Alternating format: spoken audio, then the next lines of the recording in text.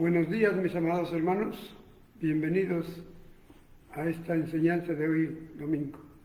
Vamos a pedir que Dios bendiga su palabra, la cual vamos a exponer. Señor Jesucristo, Padre bendito y amado, a ti nos dirigimos esta hora para pedirte, Señor, que nos hables, que nos enseñes tu palabra y que la grabes en nuestro corazón y en nuestra mente. Oh Espíritu Santo, guía mis palabras, guía mis pensamientos. Tú que estás en mi mente, utilízala para hablar de ti. En el nombre de Jesucristo. Amén. Bien, hoy tenemos el mensaje que he titulado Único Dios. Ahí tenemos un versículo de referencia en Isaías 44, 6, y hay varios más, pero lo ponemos ese de referencia. Entonces, en primer lugar, vamos a irnos a través de Apocalipsis, vamos a irnos al tercer cielo. Así como tenemos el título Único Dios, vamos a ver en el cielo cuántos tronos hay. Un único trono, 2 tronos, 3 tronos. Vamos a ir a ver qué hay allá en el tercer cielo. Para ello, en Apocalipsis 4:2, que es el primer versículo que tenemos que mirarlo, leerlo, ¿qué nos dice? Que hay un solo trono y uno sentado allí.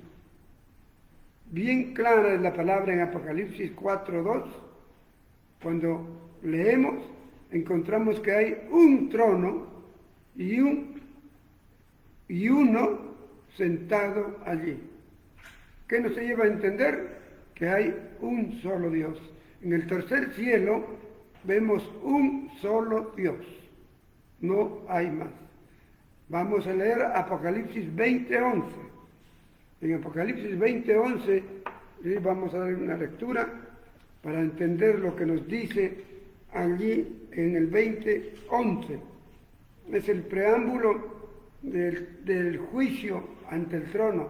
Pero leamos solamente el versículo 11 que nos dice: vi un gran trono blanco y al que estaba sentado en él, de delante del cual huyeron la tierra y el cielo, y ningún lugar se encontró para ellos. Bueno, lo interesante que rescatamos con nuestro tema es que aquí, en el capítulo 20, ya a 2 capítulos de terminar Apocalipsis, nos dice que hay un gran trono blanco. No dice 2, no dice 3. Un solo trono, el trono blanco, y al que está sentado en él. No dice que 2 están sentados. Uno está sentado. Y muchos pasajes hay en Apocalipsis que nos hablan siempre de un trono, de un trono, de un trono y uno sentado en él. Daniel también nos habla que el anciano de días está sentado en un trono. Entonces, vemos que en el tercer cielo, un día lo comprobaremos, hay un solo trono y uno sentado en él. Bien, vamos a ver ahora qué nos habla del Padre, ¿no? Tenemos que analizar al Padre. Entonces, en el libro de Filipenses, capítulo 4, versículo 20, vamos a encontrar que nos dice al Dios y Padre, ¿no? Al Dios y Padre nuestro, sea la gloria por los siglos de los siglos. Amén. Entonces nos habla de un Dios que es el Padre. Dios y el Padre es lo mismo, porque nos dice al Dios y Padre, ¿no? Que es el mismo. Vamos a leer Santiago 1:7. Santiago 1:7. Vamos a ver también qué nos dice Santiago 1:17, perdón. ¿Qué nos dice Santiago 1:17? dice, toda buena dádiva y todo don perfecto desciende de lo alto, del Padre de las luces, en el cual no hay mudanza, ni sombra, ni variación, del Padre. Vemos un solo Padre. ¿No? Vamos a ver otro pasaje que nos ayude a ahondar todo esto en Mateo 23, 9. Mateo 23, 9, por favor. El libro de Mateo, capítulo 23, versículo 9. Dice aquí, y no llaméis Padre vuestro a nadie en la tierra, porque uno es vuestro Padre, el que está en los cielos. Tenemos un Padre, un trono y un Padre que está sentado allí, y lo que Daniel llama el anciano de días. Entonces, en el cielo hay un trono y hay un Padre que está en los cielos. Bien, vamos siguiendo. Ya vimos entonces, con el tema de un único Dios, tenemos un solo trono en el cielo. Hay un solo Padre y Dios, un solo Padre en los cielos. Pero hoy vamos a ver del Espíritu Santo.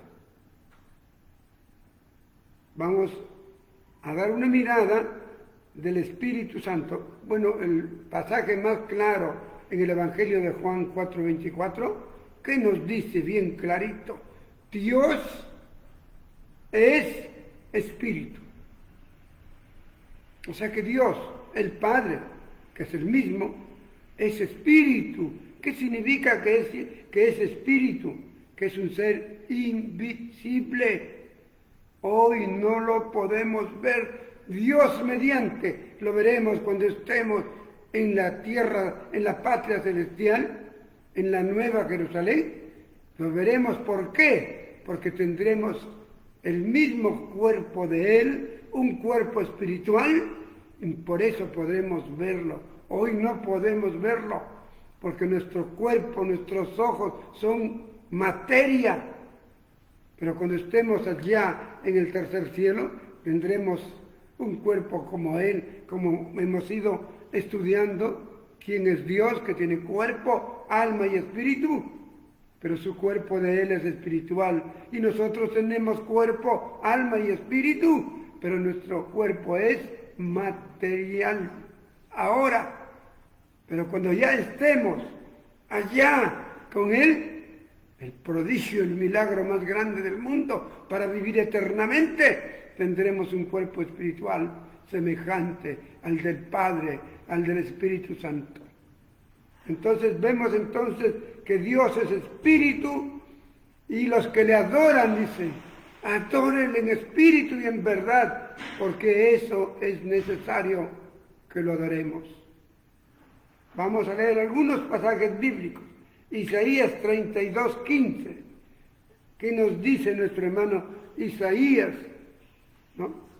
Que escribió, Isaías más o menos escribió unos 450 años antes de Cristo. Vamos, ¿qué nos dice en el libro de Isaías, en el capítulo 32, versículo 15? Vamos a ver qué nos dice.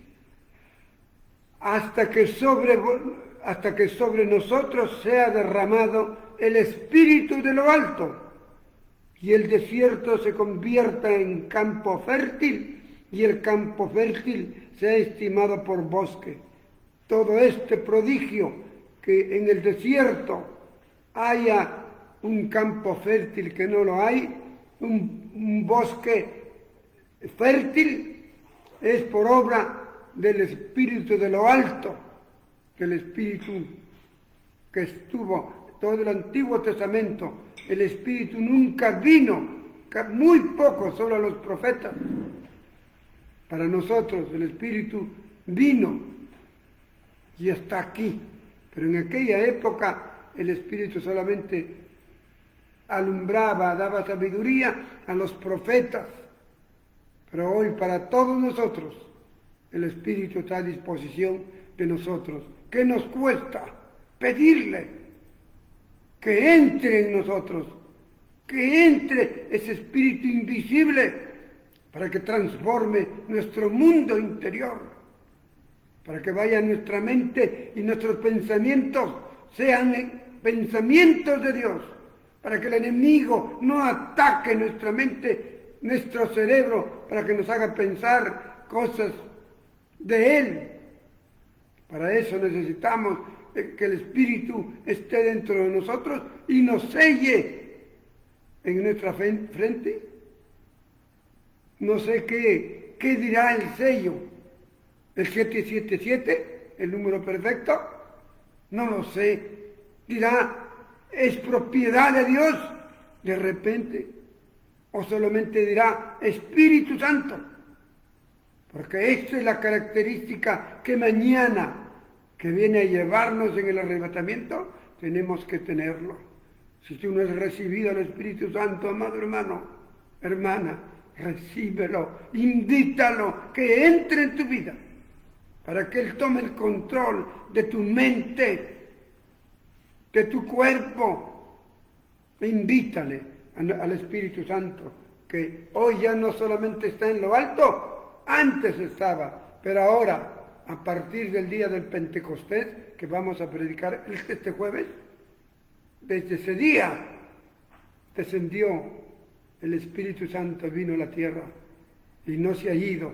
Está aquí en la tierra, pero está también en el cielo, porque ese es la multifacético de Dios, que está aquí, en ti, en mí, pero está también aquí buscando qué persona quiere darle posada. Está aquí, pero también está en lo alto, en el cielo de los cielos.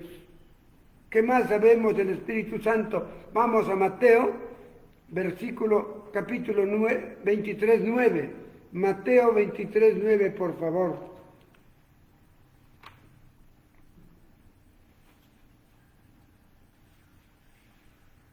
Mateo 23:9. ¿Dónde está Mateito? Libro de Mateo 23:9. ¿Qué nos dice Mateo?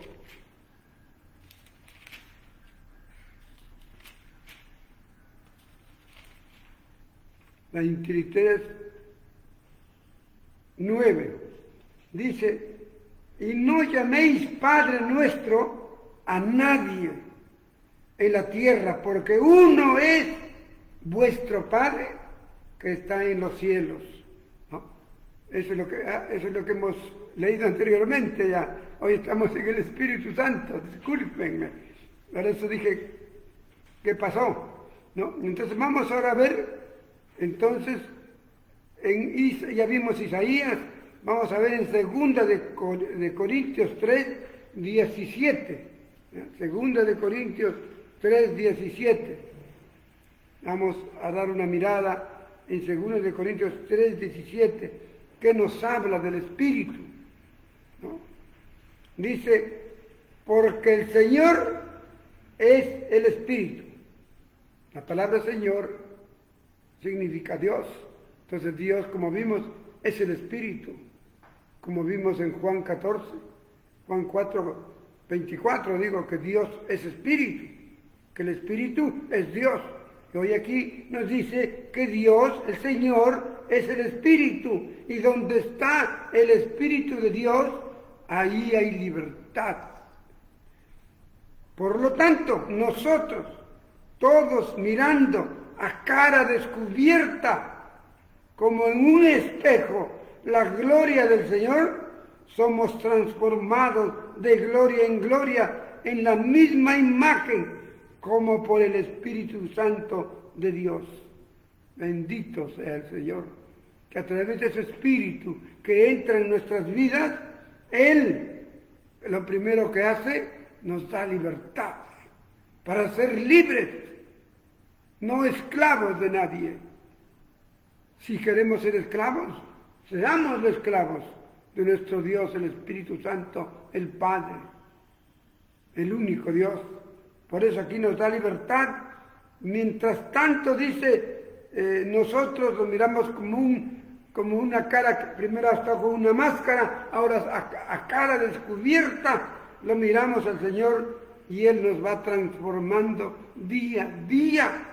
Cuando entre el Espíritu Santo en nuestras vidas, Él nos va transformando día a día de gloria en gloria, en la misma imagen de Él como el Espíritu Santo. O sea, la transformación para mañana tener el cuerpo espiritual de Dios comienza ahora en la tierra, cuando tú y yo hemos pedido al Espíritu Santo que entre en nuestras vidas para que tome el control esencialmente de nuestra mente, porque aquí trabaja el enemigo de Dios, aquí nos pone odios, rencores, envidias, celos, pero cuando entre el Espíritu Santo limpia nuestro cerebro para que nuestro cerebro se llene de amor, de misericordia y de toda la gracia de Dios.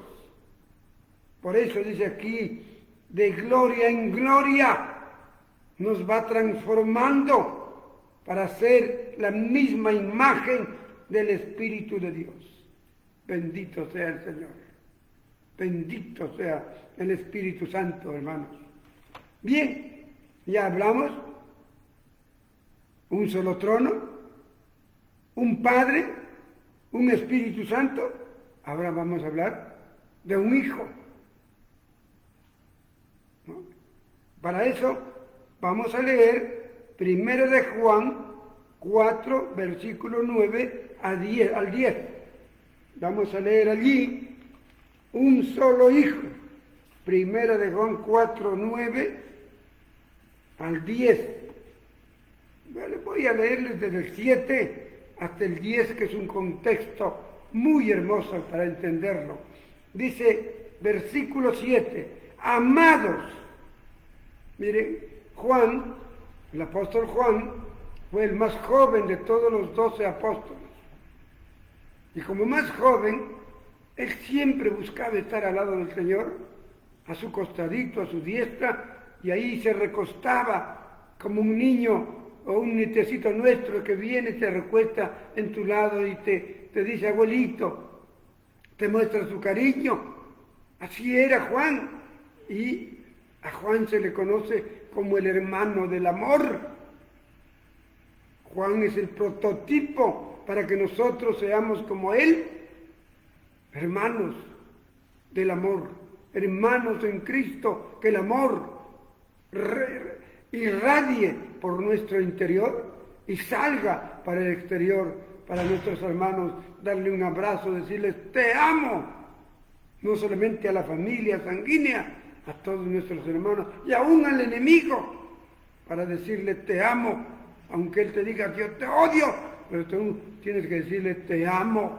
¿Cuándo? Cuando nuestro amor, como dice aquí, amémonos, amados, amémonos unos a otros, porque el amor es de Dios. El amor no es del hombre. El amor es de Dios. Y cuando Dios está en nosotros, recién aprendemos a amar en el amor de Dios. Todo aquel que ama es nacido de Dios y conoce a Dios. El que no ama no ha conocido a Dios, porque Dios es amor. Versículo 9. En esto se mostró el amor de Dios para con nosotros. ¿Cómo demostró su amor?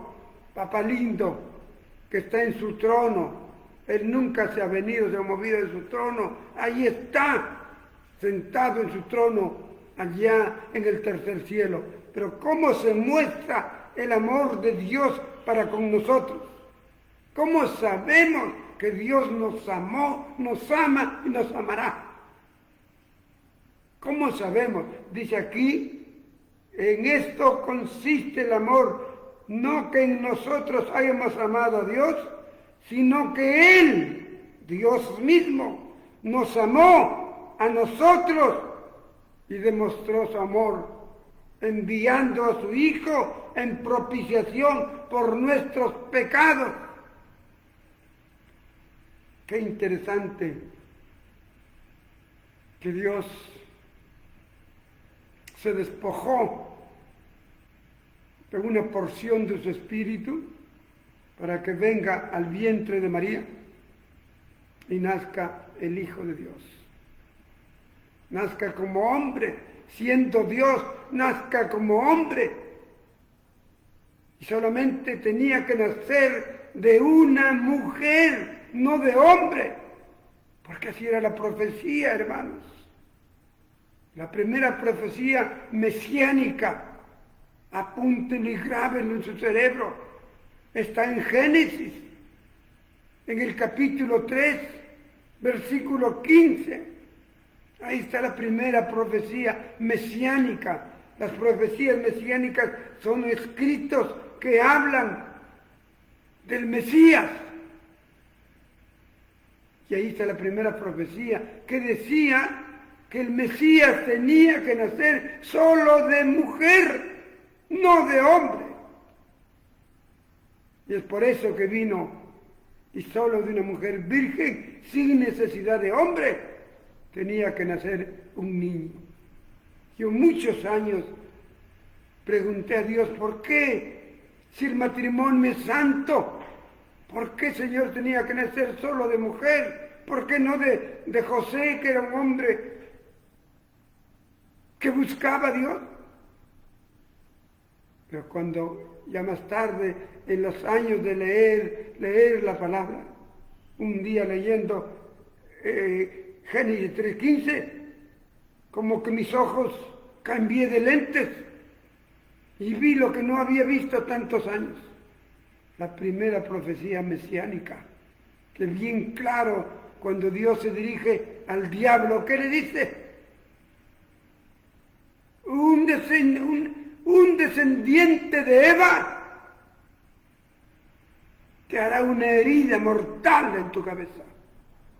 Pero un descendiente tuyo, un demonio, un Satanás, te herirá en el calcañar.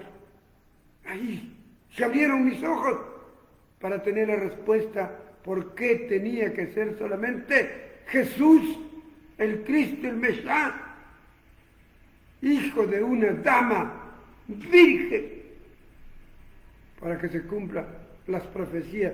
Todas las profecías para la primera venida se cumplieron al pie de la letra, y todas las profecías para la segunda venida se tienen que cumplir también al pie de la letra.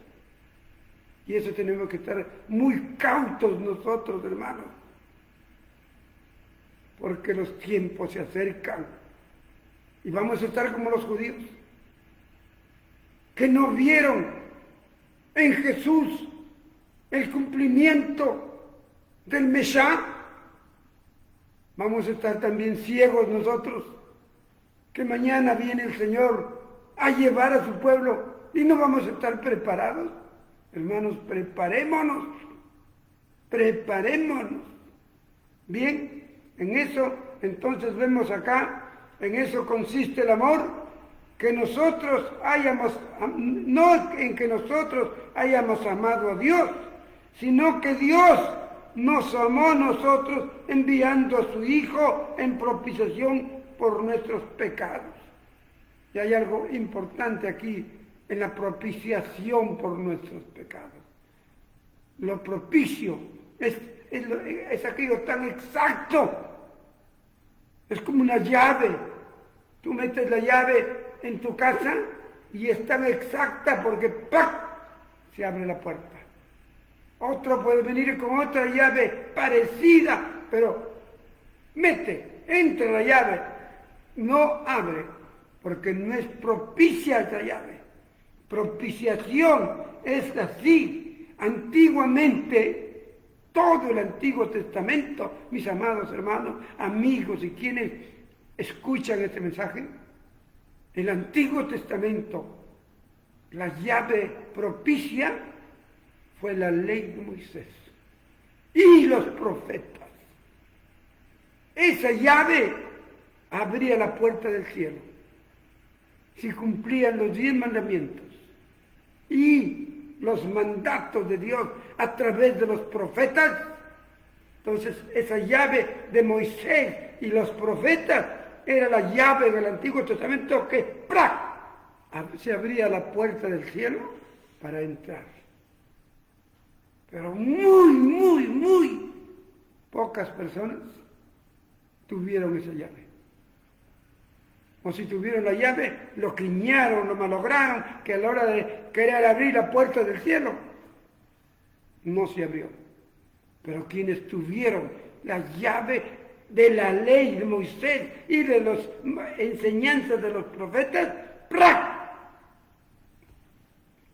están en el seno de Abraham, esperando que venga Cristo para llevarlo ya a la Nueva Jerusalén. Pero en el Nuevo Testamento, ¿cuál es la diferencia del Antiguo al Nuevo Testamento? En que ahora el Señor cambió de llave. La llave propicia para abrir la puerta del cielo, para entrar, es Jesucristo, el Hijo de Dios. Y esa llave tienes que tenerla tú. Si no tienes, no se abre la puerta del cielo. Quiero ser lo más claro para que entiendan, amado hermano, hermana. Por eso le pido a mi Padre, por eso le pido al Espíritu Santo que me dé palabras, entendimiento, para que podamos entender que ahora es más fácil. Ya no tienes que cumplir mandamientos, ya no tienes que estar mirando enseñanzas de profetas. Fue el pasado para el pueblo judío. Nosotros somos los gentiles. Por eso no estamos involucrados en sábado, porque era también parte de la ley de Dios. Alguien nos pregunta, ¿por qué ustedes no guardan el sábado? Todo el Antiguo Testamento dice que si no guardan el sábado, mueren. ¿Sí? Si yo viviese en el Antiguo Testamento, tendría que cumplir mi sábado. Pero hoy no nos ha dado el Señor para pasarnos todo el domingo, sino siquiera unas 2 horas del domingo que tú consagres tu tiempo para tener comunión con Dios y escucharle cuando Él te habla. Tienes ya la llave. Él envió del cielo a la llave que es su Hijo para venir a morir en la cruz del Calvario y perdonar tus pecados. Cuando tú tienes esa llave maestra que abre la puerta del cielo, esa llave se llama el Hijo, se llama Jesucristo, estás seguro que entrarás al reino de los cielos. Si no tienes esa llave en tu corazón, si no tienes esa llave en tu mente, no vas a entrar. Vas a querer entrar al cielo con la llave de Moisés, con la llave de los profetas, con la llave de guardarte el sábado. No vas a entrar. Ya se cumplió. Ya el Señor cambió de llave, cambió de chapa. Ahora la llave es otra. La llave se llama el Hijo Jesucristo, que murió en la cruz del Calvario y al tercer día resucitó para demostrarle al mundo que Dios no muere. Y para demostrar al mundo que nosotros, que tenemos la llave maestra para entrar al cielo, no morimos. Dormimos un día, pero no habrá muerte, porque estamos en el seno de Abraham un día, si es que nos lleva, y si es que viene y tenemos el privilegio de estar vivos, nos lleva. Pero antes de llevarnos y ubicar, si tú tienes la llave maestra, te transformará. Si has crecido al 50% de hombre, mujer santa, te falta 50%.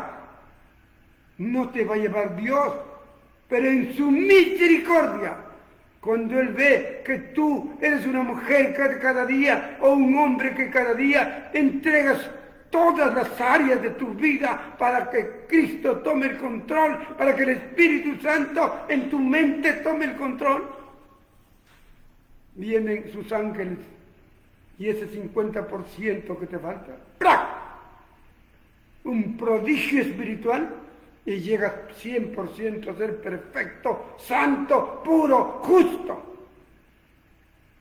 Y tu llave funcionará para que entres al cielo de los cielos. Bien, me emociono de ver cómo me habla y yo les transmito lo que habla el Señor aquí, lo que me habla a mí, los transmito, tratando de usar no idiomas grandiosos, sino un idioma sencillo para que comprenda hasta los niños. Los niños que están mirando este mensaje entiendan, necesitan la llave que se llama Jesucristo. Sin esa llave nadie entrará en el cielo de los cielos. Vamos siguiendo nuestro programa, hermanos amados. Qué interesante es ver este pasaje, ¿no? Pero miremos Juan 10:30 y trata de grabarlo en tu mente y en tu corazón, porque no es difícil. ¿Qué dice Juan 10:30? Solamente emplea 1, 2, 3, 4, 5 palabras. Yo y el Padre uno somos. Yo y el Padre, dijo Jesús, yo y el Padre uno somos. Aquí no hay dos personas, uno. Jesucristo y el Padre es lo mismo, es uno. No hay Dios Hijo y Dios Padre, dos dioses. Eso es diabólico. Ahí está bien claro, revísalo en tu Biblia. Dios lo ha grabado ya en mi mente y no puedo olvidarme. Literalmente y más pequeño, ¿qué dijo? Que Jesús, que se hizo hombre y siendo Dios, es el mismo Padre que está allá en el cielo sentado en su trono. Uy, los judíos se asustaron, este está loco, ¿cómo? Pero él le dijo, calmaos, yo y el Padre, uno somos. Se quedaron perplejos los judíos, aún los apóstoles, que no fueron, salvo Mateo, Juan, que tenía su empresa, era un empresario con su padre de pesca, pero el resto de la gran mayoría, aún los hermanos de Jesús, Judas y Santiago y otro más, eran gente de pueblo, pescadores, agricultores,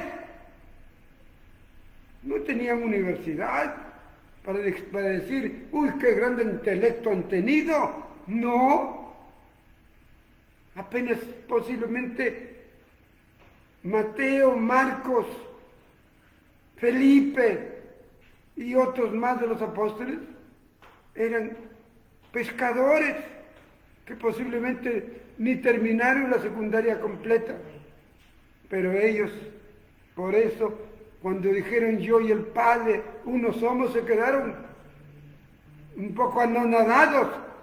Y cuando estuvieron solos, le preguntaron. Vamos a leerlo, Juan 14:6 al 11. Juan 14:6 al 11, por favor, hermanos. Evangelio de Juan 14:6 hasta el versículo 11. Jesús les dijo, yo soy el camino, la verdad y la vida. Nadie viene al Padre sino por mí.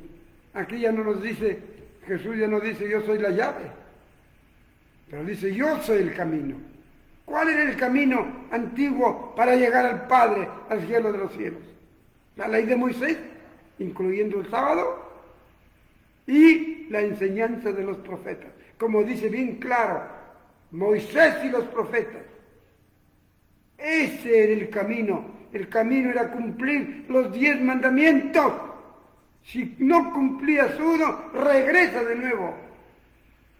Ese era el camino, los 10 mandamientos. Dentro de ellos, guardar el sábado.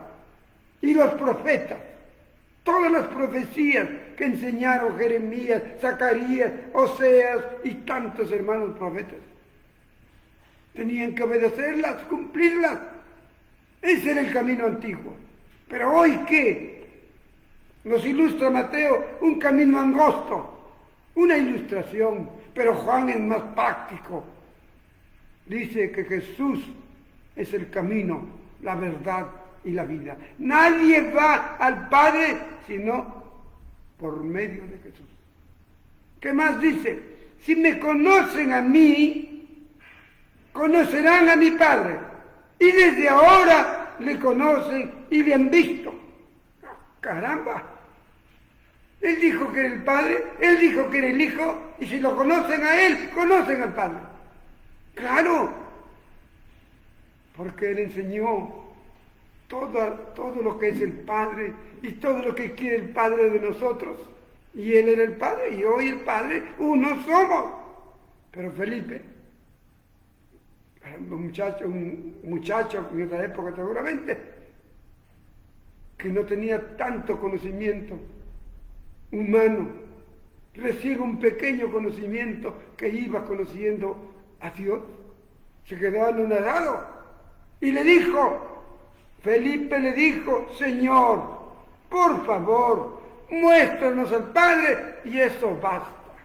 Sin tanto rodeo, pues Señor, sin tanto chamullo. Solamente muéstrame al Padre, quiero conocerlo. Eso es suficiente para mí, le dijo Felipe. ¿Qué le contestó el Señor?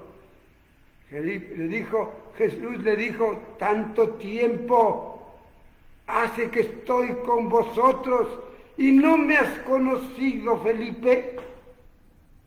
Posiblemente comenzaron el año 30, estaban en el año 33, 3 años que conocían a Jesús.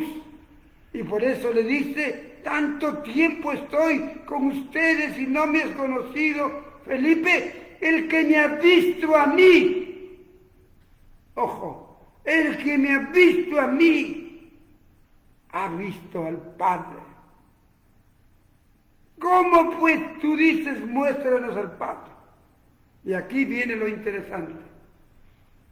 ¿No crees que yo soy en el Padre y el Padre en mí? Las palabras que yo os hablo, no las hablo por mi propia cuenta, sino que el Padre que mora, que vive en mí, hace las obras. 3 veces la palabra en. Versículo 11. Creedme que yo soy en, 4ª vez, en el Padre y el Padre en mí, 5 veces. De otra manera, creedme por las mismas obras. Nos salteamos del versículo 11 al versículo 20. Y dice, en aquel día vosotros conoceréis que yo estoy en mi Padre 6 veces. Y vosotros en mí 7 veces. Y yo en vosotros 8 veces la palabra en. ¿Qué significa la palabra en? Que se repite aquí 8 veces en 1, 2 y 3 versículos. Casi a 3 por versículo. ¿Qué significa la palabra en? Dentro. Es decir, Cristo tenía dentro al Padre. Y el Padre tenía dentro a Jesucristo. Todo eso nos relata en el versículo 10 y el versículo 11. Y en el versículo 20 ya nos incluye a nosotros. Y dice bien claro, en aquel día vosotros conoceréis que yo estoy en mi Padre y vosotros en mí. Ahí ya nos incluye que Jesús está en el Padre y nosotros en Jesús sea dentro de Él o Él dentro de nosotros y yo entre vosotros. O sea que Él está en nosotros y nosotros también tenemos que estar en Él, dentro de Jesús. Y Jesús dentro de nosotros. Esa es la marca fundamental de un auténtico y verdadero cristiano que tiene a Cristo en su corazón. Y Él no entra para estar sentado en nuestro corazón, sino para trabajar y transformar ese corazón duro, incrédulo, para hacerle un corazón sensible a Dios, para que crea que Dios es el Hijo y el Hijo es Dios. Eso es lo que nos está enseñando. Para eso he entrado, porque no entenderíamos, hermanos. Bien difícil entender que Cristo está en mí, yo en Él y yo en el Padre. Ningún filósofo, ningún científico lo creería. Pero hombres de pesca, hombres agricultores sencillos, sin muchos títulos, lo creyeron con esta explicación tan hermosa. ¿Quién no lo va a entender que nos los da el Señor y solamente Él? Entonces el Hijo, como hemos visto, es Dios. Vamos a ver el último párrafo, el único Dios. ¿En dónde encontramos que nos dice que hay un único Dios? Deuteronomio 6:4. Oye Israel, dice bien claro, vuestro Dios Jehová uno es. Oye Israel, vuestro Dios Jehová uno es. Bien claro, se repite en el libro de Marcos, lo mismo está allí. Y vamos a leer, vamos a mirar también en Isaías 44:6, que es también parte fundamental de la unicidad de Dios, que Dios es único, y dice, yo, dice Dios, Jehová de los ejércitos, yo el primero, yo el postrero, fuera de mí no existe otro Dios. Fuera de mí no hay otro Dios. ¿Se dan cuenta? Profeta Isaías, el profeta Moisés, que escribió Deuteronomio, diciendo, oye Israel, Jehová tu Dios uno es. Y viene Isaías y dice, nuestro Dios es el primero y el postrero. No existe otro Dios. Palabra de Dios. No estoy inventando, hermanos. Si quieres creerlo, créelo. Y si no, depende de ti. No podrás tener la llave maestra para entrar al cielo. Si estás adorando a 2 dioses, a 3 dioses. Si tú estás adorando, yo adoro al Hijo, no, yo adoro al Padre, no, yo adoro al Espíritu Santo. No, es así, nos va demostrando que los 3 son uno. Un solo Dios. Oye Israel, Dios es uno, uno. Y nuestro hermano Isaías, ¿qué dice? Nuestro Dios Jehová es el primero y el postrero. O sea, el primero y el último. No hay otro Dios, no existe otro Dios. ¿Qué más? ¿Qué más claro que el agua?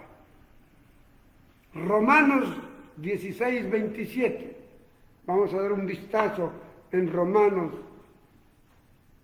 16:27, que nos dice ya nuestro hermano Pablo, ya no los apóstoles, ya no los profetas, ya no Moisés. Vamos a ver qué nos dice nuestro hermanito Pablo.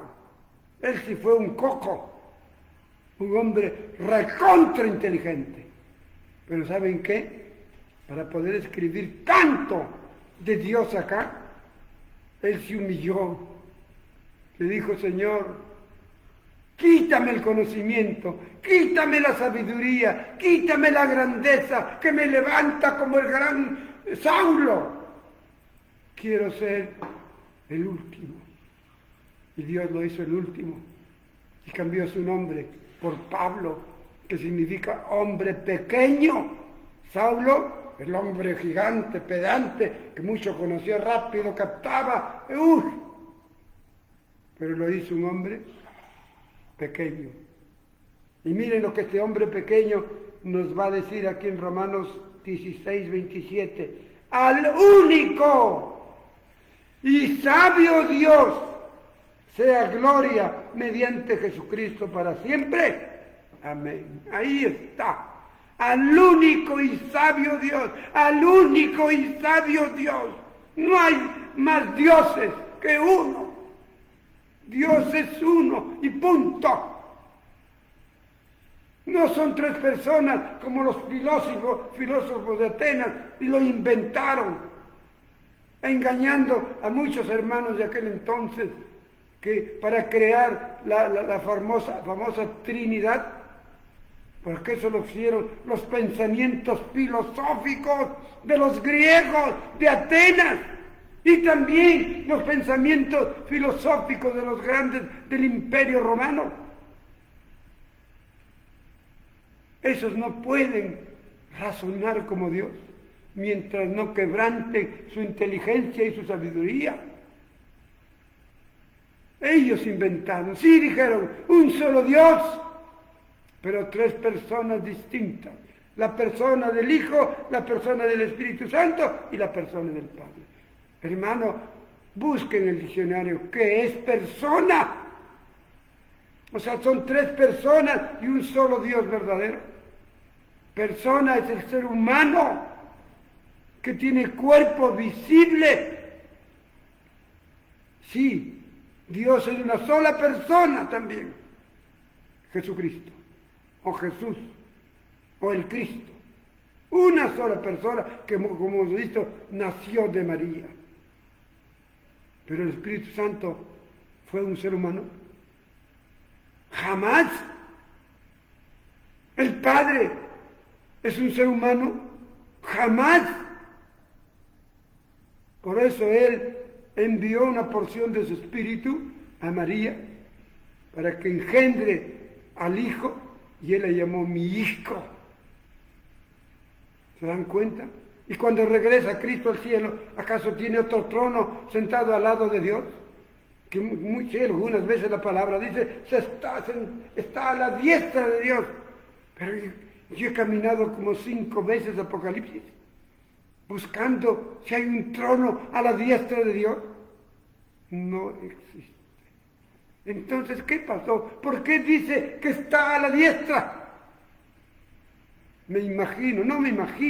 Coordino con el Antiguo Testamento, cuando habla el brazo derecho de Dios ganó la batalla, la mano derecha de Dios, la diestra de Dios.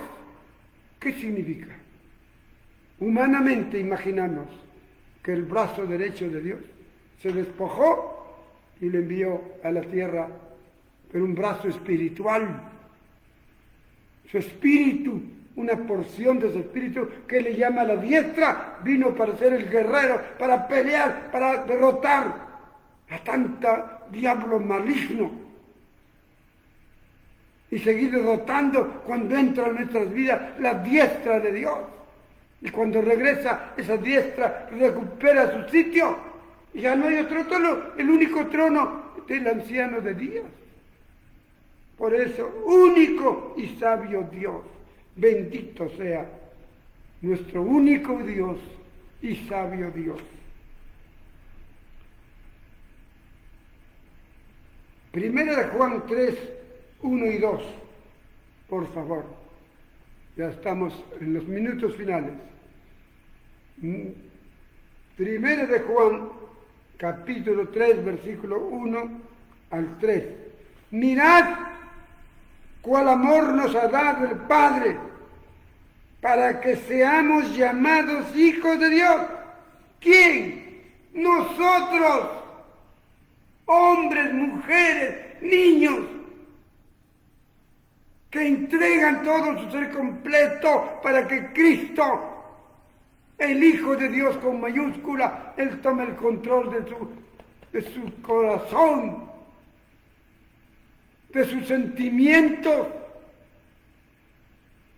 y para que el Espíritu Santo, que también es Dios, tome el control de su cerebro, para que sus pensamientos sean pensamientos de Dios, sus sentimientos, sentimientos de Dios, para que haya hoy hombres y mujeres que amen como Dios quiere a un solo hombre, a una sola mujer, para que hombres de Dios reconozcan que han nacido hombres o mujeres y no digan, no, se equivocó Dios, me ha dado cuerpo de hombre, pero yo soy mujer. O la mujer dice, no, yo estoy en un cuerpo que no es mío, yo soy hombre. Y hoy se están haciendo hombres y mujeres a su antojo porque los médicos les hacen operaciones. Pero jamás podrán tener un hijo. Jamás. Porque es diabólico todas esas situaciones. Por eso encontramos aquí bien claro, para que seamos llamados nosotros ahora hijos de Dios. Por eso el mundo no nos conoce. Por esto el mundo no nos conoce, porque el mundo no conoció a Dios. ¿Qué? Se sorprenden porque no conocen a Jesucristo. Para aquellos que conocemos a Jesucristo y vemos transformación de vida en un hermano, en un hijo, en una hija, levantamos las manos al cielo y decimos, gracias Señor Jesucristo, gracias, porque vemos transformación en la vida de un hombre, de una mujer que entregan su vida a Cristo para que Él sea el piloto de su vida y tome el control de su vida. No somos cristianos para hacer lo que yo quiero. No vale ese cristiano. Los cristianos queremos que Dios haga un hombre, una mujer como Él. Por eso es lo que nos dice aquí. El mundo no nos conoce porque no le conoció a Jesucristo. Amados, ahora somos hijos de Dios. Gracias, Señor.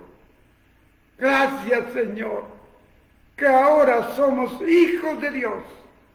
Hijos del Padre, hijos del Hijo, hijos del Espíritu Santo. Somos hijos también de ti, oh Dios único y sabio. Y aún no se ha manifestado lo que hemos de ser, pero sabemos que cuando Él venga, cuando Él se manifieste, seremos semejantes a Él, porque le veremos tal como Él es. ¿Cuándo le veremos? Cuando tendremos el cuerpo espiritual que Él tiene, y lo veremos a Él. Recién veremos a Dios. Y Dios nos verá a nosotros. Bendito nuestro Padre y Señor, nuestro Padre el Espíritu Santo, nuestro Padre el Hijo, porque yo y el Padre uno somos, dijo Jesucristo. Bendito sea, alabado sea su nombre.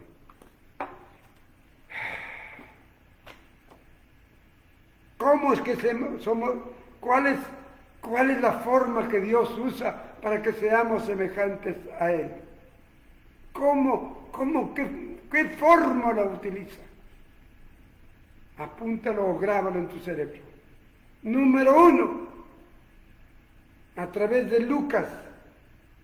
Número 1, a través de Juan 1:12, que Dios engendra en ti su espíritu. Y en Juan capítulo 3, versículos 3 y 5, pasado un tiempo, nacemos de nuevo. O sea, número 1, un nacimiento nuevo. Ya no es el nacimiento de papá, mamá, humanos. el nacimiento de papá Jesucristo, el nacimiento de papá el Padre, el nacimiento de papá el Espíritu Santo. Tenemos que nacer de nuevo. Número 2, Lucas 11, versículo 3. Pídele que el Espíritu Santo entre en tu vida. Eso es lo que dice Lucas 11, 13. Tercero, Efesios 1, 5.